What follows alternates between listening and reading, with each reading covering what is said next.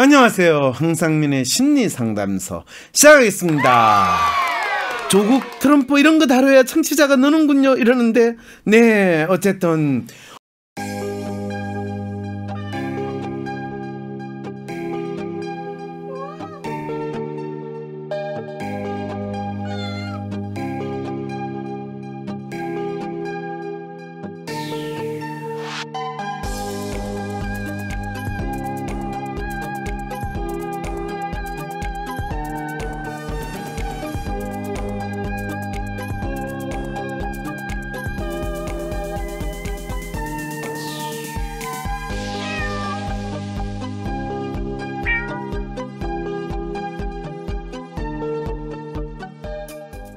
왜 사세요? 누군가 왜 사냐고 물어보면 그냥 살아요 라고 공허한 대답밖에 할 수 없었나요? 내가 누구고 무엇을 위해 살고 어떻게 살 것인지 모르기 때문에. 어떤 분들은 뭐 주님의 품으로 들어가라고 하고, 어떤 분들은 뭐 오토바이 타라고 그러고. 정답과 같은 답을 쫓으면 행복해질 수 있으리라 믿으셨나요? WPI 워크숍에서 자신을 알고 주변 사람을 이해하고 그 과정에서 나에게 딱 맞는 행복의 방정식을 찾아보세요. 자신의 행복과 삶의 비밀을 알 수 있는 10월 19일 WPI 워크숍에 참여하세요. 이번 에피소드는요, 심상정 정의당 대표가 군인 월급 100만원 시대로를 냈답니다. 저는 이 정의당 심상정 대표, 이분 참 제가 그동안 참 그래도 괜찮은 정치인이라고 생각을 했는데, 이분도 진짜 답답한 분이구나라는 생각을 이분 이야기에서 듣게 됩니다. 심상정 정의당 대표는 10일 군인 사병급여를 현행 월 30만 40만 원에 선에서 100만 원을 올리고 군대 복리후생을 정진하는 내용의 군 혁신 방안을 발표했다. 근데 아니 정의당이면 김정대 의원이 있는 그 정당이고 군에 대해서 좀 잘 아는 분이라고 생각을 했는데, 이런 황당한 지금 군 혁신 방안을 발표를 했으니까 제가 너무 놀랐어요. 그런데 제가 왜 황당한 군 혁신 방안이라고 생각하는지 한번 내용을 한번 살펴봅시다. 심 대표는 국회에서 기자회견을 열고, 저는 오늘 두 가지 약속을 드린다. 첫째, 병사 월급 100만 원 시대를 열겠다. 둘째, 병영생활 3대 고충인 우울감, 사역, 비만을 근절하겠다고 밝혔답니다. 심 대표는 정의당은 병사 월급 100만 원 시대를 제안한다며 병사 월급제는 완전히 새롭게 짜야 한다. 부모의 금전적 도움 없이 군복무를 마치고 군복무를 마치면 목돈 1,000만 원 정도를 남겨 자신의 미래를 설계할 수 있는 구조로 전환하려면 최소 월급 100만 원 필요하다고 했대요. 세상에, 지금 군복무가 뭐 종잣돈 마련하기 위한 직업 활동이라고 이분이 지금 생활하는가, 아니면 이 종잣돈 마련을 하기 위한 노예 근무기간이라고 이분이 생각하는지. 또 정의당은 군에서 우울감, 임무와 무관한 사역활동, 그 다음에 비만, 이게 무슨 소리예요? 비만이라니? 3대 고충을 없애는데 최선의 노력을 다하겠다. 아니, 군에서 우울감, 사역활동, 비만이 3대 고충 활동이래요. 이게 말이 돼요? 그러면 어떤 젊은이가 조직 활동을 하는데 우울감, 사역활동, 비만에 시달린다면 이거는 강제로 끌려가가지고 노예 생활을 하는데, 노예 생활을 열심히 하게 되면 살이 빠지지, 살이 찌지 않거든요. 그런데 비만은 이건 강제 사역이 아니라 사육된다라는 이야기잖아요. 이걸 3대 고충이라고 이야기를 하면 지금 대한민국의 군에 가지고 있는 문제를 전혀 지금 보지 못하고 지금 심상정 대표가 이야기를 하면서, 그 다음에 연 3만 원 지급되는 장병 자기개발 지원을 분기별 5만 원 지급으로 확대, 제초 방역 등 사역 임무 완전 근절, 헬스 시설, 풋살장 구축 등 장병 신체 건강 관리 여건 마련을 제시했대. 마이 갓. 이거는 거의 정부에서 아이들이 학원에 너무 내몰린다. 그래서 학원 이 시간을 10시까지만 하게 한다. 뭐 이런 조치하고 똑같은 사고로서 지금 한 거 아니에요? 이게 심상정 대표, 정의당이 요즘에 인기를 좀 끌어야 되고 나도 정의당을 지원하는 마음이 있는데 이런 바보 같은 소리를 골라서 할 수 있어요? 그러면서 추석 명절을 맞이해 저는 오늘 최전방 25사단 신병교육대를 방문한다며 자식을 군에 보낸 부모님을 대신해 제가 오늘 하루 부모 역할을 하겠다고 덧붙였대요. 오 마이 갓. 여러분, 그나마 깨어있고 조금 생각한다는 정의당이 군에 대한 대책이 이 정도 수준입니다. 지금 정의당은 사실 김종대 의원처럼 군에 대해서 조금 뭔가 인식이 있는 분이 있는 이 수준에서는 심상정 정의당 대표는 군 복무를 지금 징병제가 아니라 지급군인 체제로 바꿔야 된다라고 제시를 하고 그 지급군인의 기본적인 월급은 200만 원 정도 수준을 하는 게 맞고 그렇다면 당장 올해부터 징병되는 모든 인적 자원을 모병제 형태로 바꾸는 것을 우리는 제안하겠다라고 특히 내년 총선을 위해서 우리는 제안하겠다라고 선언을 해야 되는 것이 심상정 대표가 지금 군 복무 문제, 특히 아들을 군에 보낸 또 군에 가고 싶어하는 딸들을 둔 부모들의 마음을 헤아리는 정의당으로서 적절한 제안이지. 지금 군인 월급 100만 원 시대로 이런 하나만한 소리를 하는, 이건 월 30, 40만 원 받는 노예 생활을 하는데 100만 원짜리 노예 생활을 하고 그 다음에 이 노예들이 강제 사육을 당하고 있어. 비만을 지금 당하고 있으니까 그거를 헬스장을 해서 비만을 지금 이 말이 되는 소리예요. 이분이 그래도 생각이 있는 정치인이라고 생각했는데 이렇게 모병제가 진짜 필요하거든요. 통일이 될 때까지 모병제를 미룰 게 아니라요. 진짜 사법개혁 이런 이야기 할 필요 없이요. 군개혁은 모병제에서 시작돼요. 올해 우리 징집할 인원이 만일 20만 명이다. 20만 명, 10만 명이다 하면 그 5만 명 바로 이 모병제로 전환할 수 있습니다. 지급군인으로 할 수 있습니다. 그리고 미군한테 이 지금 트럼프한테 뜯기는 돈 2조, 3조만 이 카츄샤 뽑듯이 뽑아가지고 해도 충분히 되거든요. 네. 안 하려고 하니까 문제죠. 참, 이게 진짜 정의당원 뭐 해요? 이거 빨리 심상정 씨한테 제대로 하라고 그러세요. 거기에 또 어떤 분이 이런 글을 썼어요.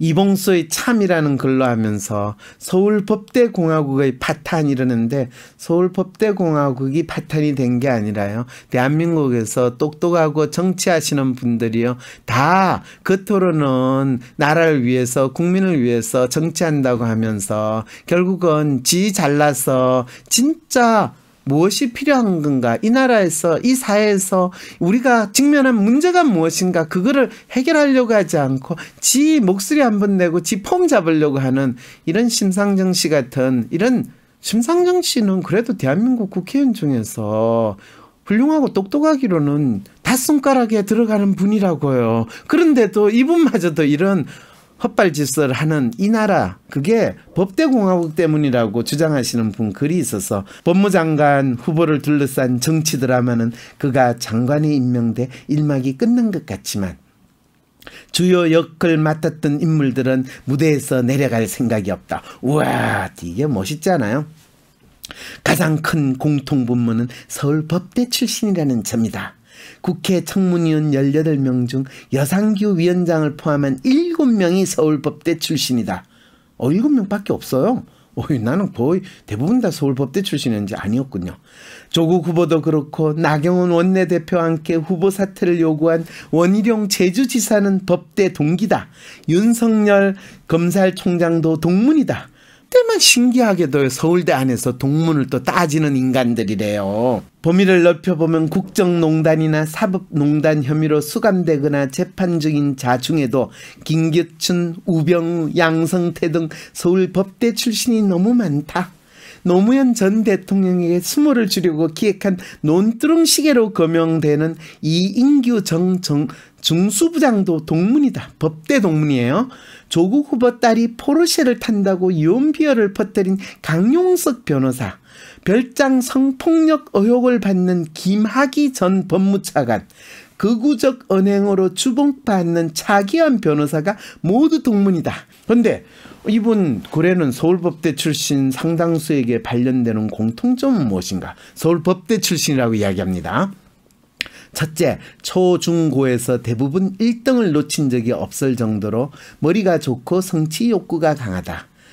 머리가 좋고 성취 욕구가 강하다는 게 아니라 시험 성적을 잘 받았다. 이렇게 이야기해야 돼요. 둘째, 선민의식에 빠져 남의 고통에 무관심하거나 공감 능력이 떨어진다.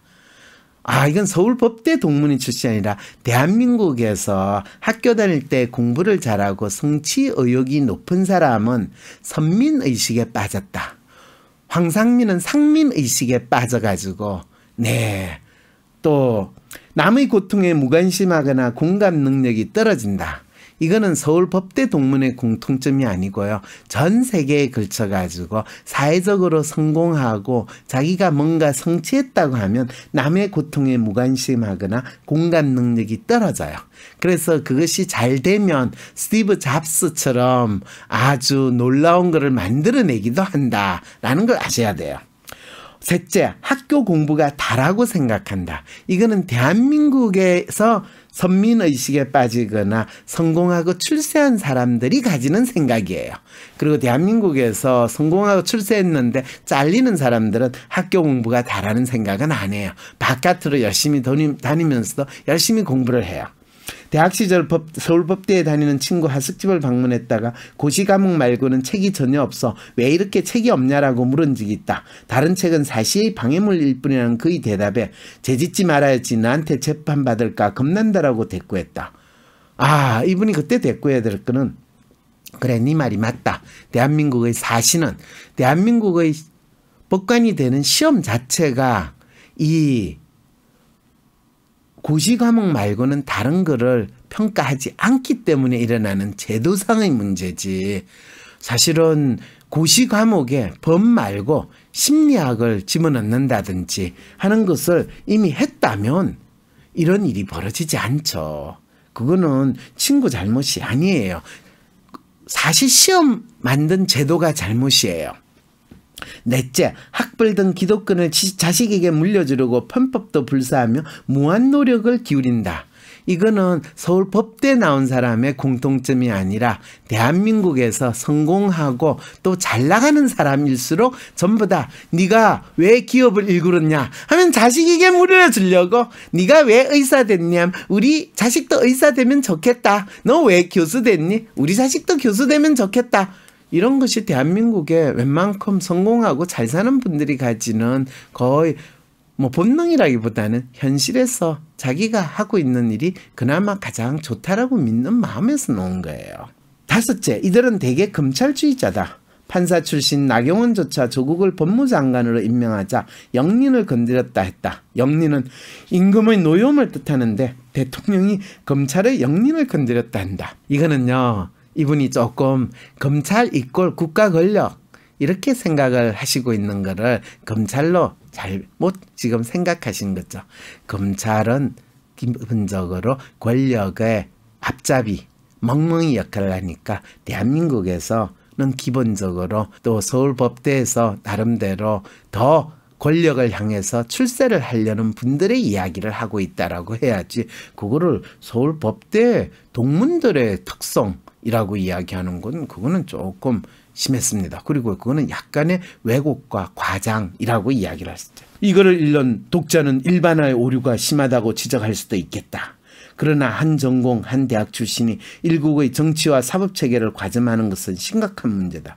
한 전공, 한 대학 출신이 일국의 정치와 사법체계를 과점하는 것이 심각한 문제가 아니라요. 그렇게 만들고 그런 교육을 시켰다는 것이 문제라는 거죠.